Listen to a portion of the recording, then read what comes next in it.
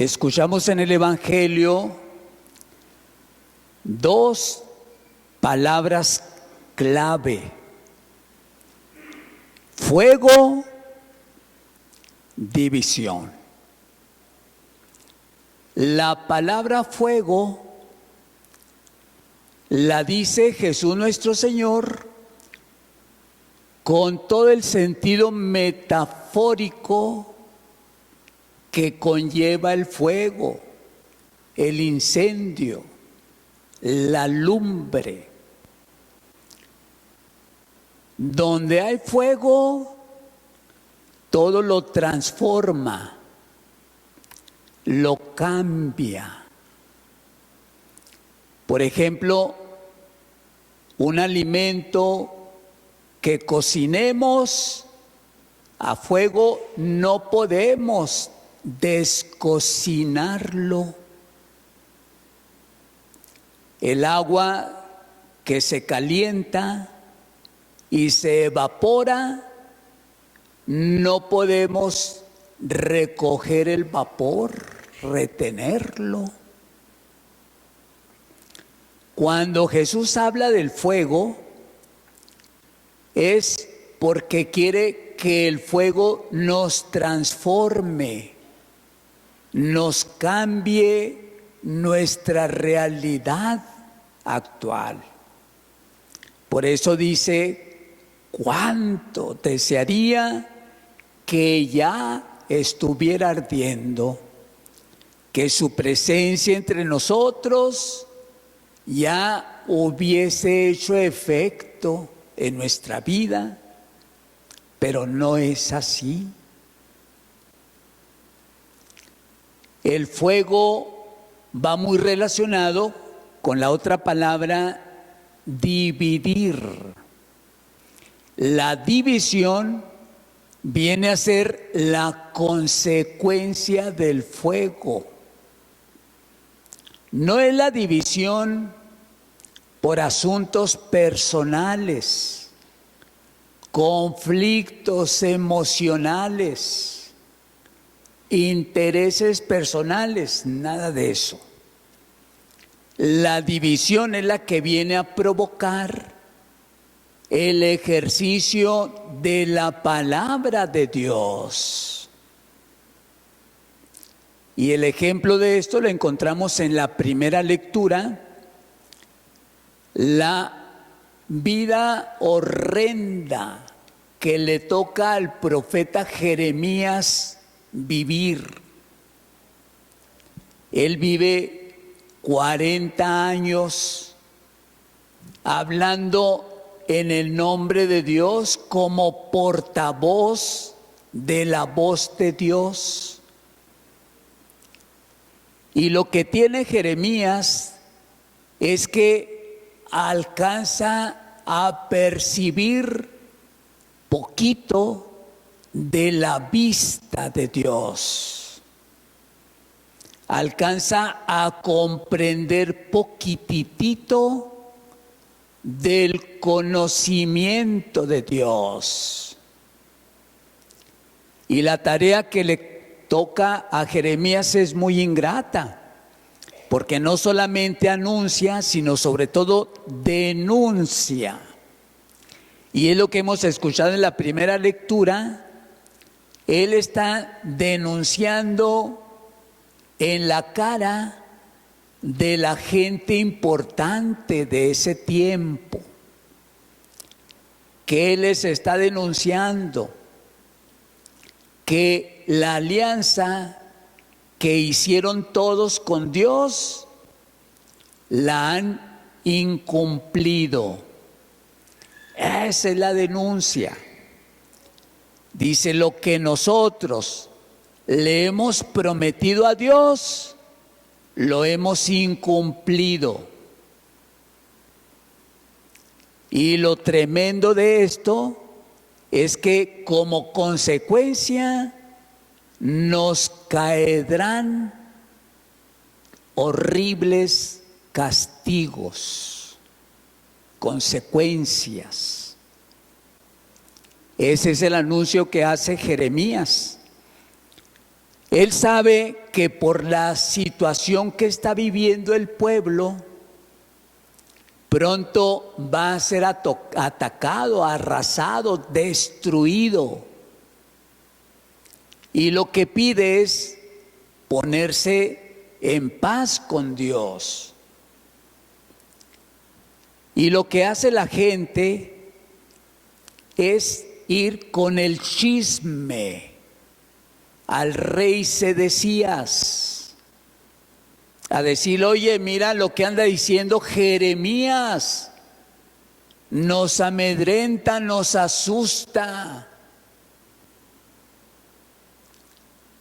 Conviene, es la solución que ellos sacan de la manga, conviene que lo callemos, hay que matarlo,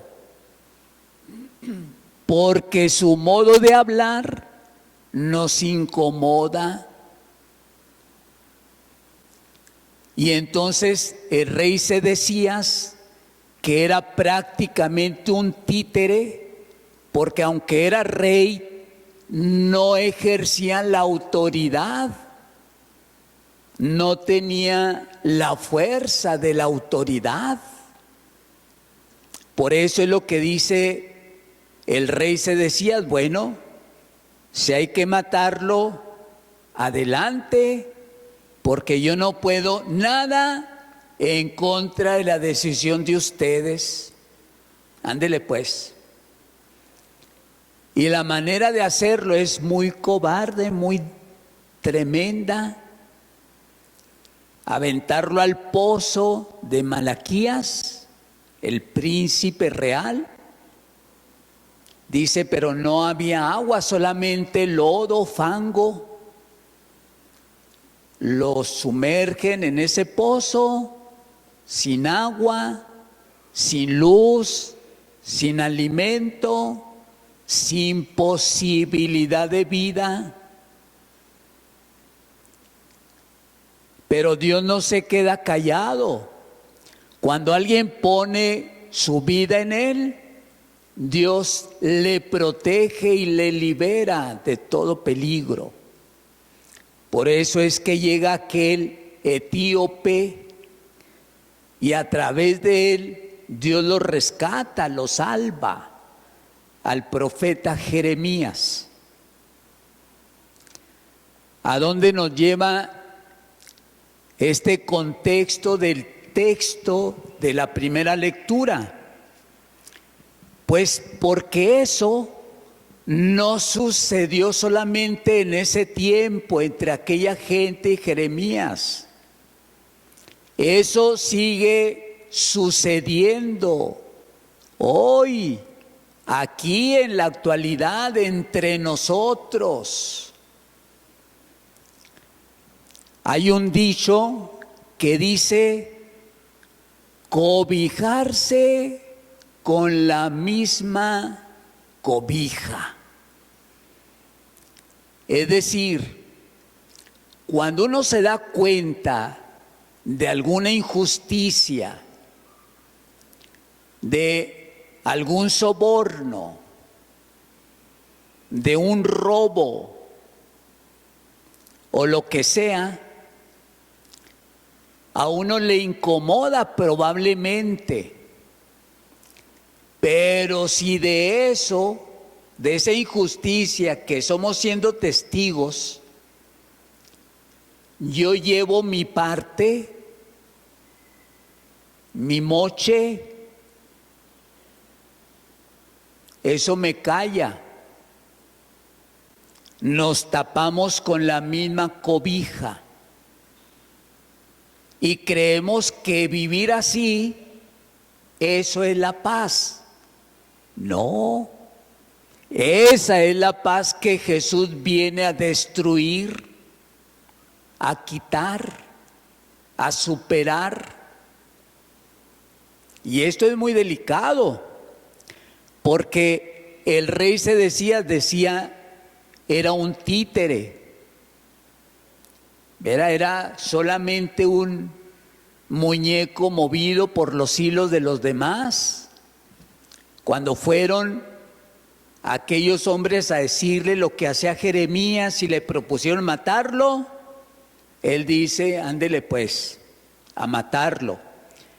Pero luego llega el etíope y le dice, hay que salvarlo. Y dice el rey, bueno, a salvarlo. No tenía voz ni voto. Era incapaz para ejercitar la autoridad. Y aquí es donde viene una parte de la enseñanza para nosotros. Todos de alguna manera tenemos cierta autoridad. Por ejemplo, los papás, el papá y la mamá tienen autoridad sobre sus hijos. Si la mamá sabe que su hijo anda en malos pasos, en la droga, en sicario, en delincuencia, robando, lo que sea, sabe que anda mal, pero de eso que el hijo le lleva, le comparte y ella feliz de la vida porque tiene para sus medias, para sus zapatos, para darse la gran vida. Ella se calla, solapa, se convierte en cómplice de su mismo hijo. Un maestro tiene autoridad sobre sus alumnos en el aula, y si el maestro, conociendo las injusticias, no las denuncia sino las calla, es parecido a sedecías. Y lo mismo en todos los niveles de la vida, en la política, en la religión, en el trabajo laboral. ¿Cuántas injusticias somos testigos que se cometen?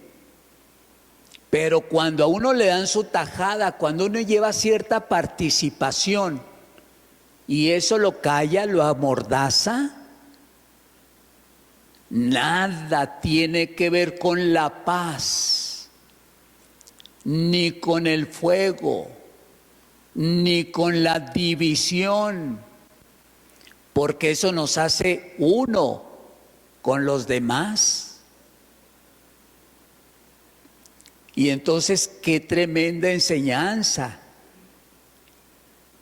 El hecho, el acontecimiento de haber sumergido a Jeremías en el pozo, esa es la imagen del repudio, del rechazo de la palabra de Dios.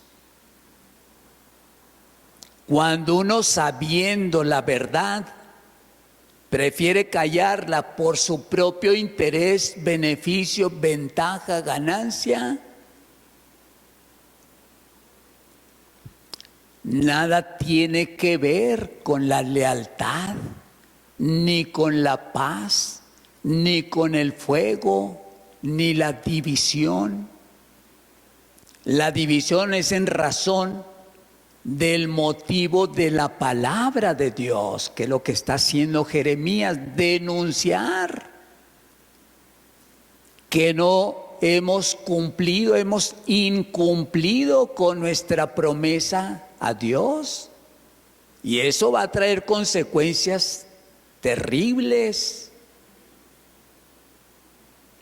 Pero a los que no les conviene, a los que están viviendo de esa mentira, prefieren destruir, desaparecer al que les provoca incomodidad. Y eso sucede en el ámbito de la delincuencia organizada, de nuestro gobierno, de nuestras familias. Cuando alguien nos resulte incómodo, buscamos la manera que desaparezca, que salga de escena. Por eso el que se pone en las manos de Dios, Dios le protege. Dios le libra de todo peligro. Hacia allá nos lleva la paz. La paz, dice San Agustín, que es el orden armonioso de todos los bienes. Es decir, que aprendamos a poner nuestra vida en orden, cada pieza en su lugar, y eso nos trae la paz, la armonía, la tranquilidad, que es poner el orden en nuestra vida, que yo esté bien con Dios, que yo esté bien conmigo mismo, que yo esté bien con quien me rodea, que yo esté bien con las cosas. Eso nos trae paz, pero irrumpir, traer el desorden en alguna de esas áreas, ya sea con Dios, conmigo, con los demás o con las cosas, me hará perder la paz. El mayor enemigo del corazón humano no son las circunstancias externas. El mayor enemigo que podemos encontrar es el desorden que provoquemos en nuestro corazón. Fíjense, ya desde una relación conyugal, si en el corazón de él o de ella desarmoniza, desequilibra, desordena sus emociones, sus sentimientos, se desfoga y en vez de paz le traerá turbación, perturbación, confusión, daño, una infidelidad, una acción indebida. Por eso dice San Agustín, el orden de nuestra vida, de todas las piezas armoniosas de nuestro ser, de la parte vital, Dios, yo, los que están junto a mí y las cosas, mientras yo guarde la distancia y ponga cada cosa en su lugar, el resultado será la paz. Que Dios nuestro Señor nos conceda a todos verdaderamente, pues, traer este cúmulo de sabiduría infinita. ¿Cuántas veces queremos tener paz, pero en nuestro corazón hay un reburujo, hay una complejidad de emociones, de sentimientos, de deseos? No podemos tener paz. Lejos de Dios, no podremos obtener paz. Dividido, enemistado con los que me rodean, no puedo tener paz. Apegar el corazón a las cosas del mundo, a la carne, al pecado, no podré tener paz. Mientras yo no ponga en orden mis sentimientos, mis emociones, mis acciones, mis actitudes, mis capacidades, no podré obtener paz. No hay paz. No pensemos que la guerra nos va a traer la tranquilidad, claro que no. Dice Jesús, no he venido a traer paz, sino la división. Por eso le dice a sus discípulos en la última cena, mi paz les dejo, mi paz les doy, porque su batalla, su lucha en el mundo no va a ser nada fácil. Tendrán persecuciones, tendrán dificultades, los rechazarán, los perseguirán, pero con ustedes siempre estaré junto con mi paz. Mi paz les dejo, mi paz les doy. No es la paz como la que da el mundo. La paz que Jesús nos ofrece es la armonización, el orden de todas nuestras capacidades, de mi relación con Dios, de mi relación conmigo mismo, de mi relación con los demás, en mi entorno y en mi relación con las cosas. Las cosas son para ser usadas, no para ser amadas. Las personas son para ser amadas, no para ser usadas. Y nosotros invertimos esos principios. Amamos las cosas y utilizamos a las personas. Por eso no encontramos la paz. Por eso no podemos tener un orden que nos conduzca a la verdadera paz. Que ese fuego que Jesús viene a traer sea eso que transforme nuestra manera de pensar, nuestra manera de vivir, nuestra manera de hablar, nuestra manera de ser. Para Él, la honra y la gloria, que así sea. Creo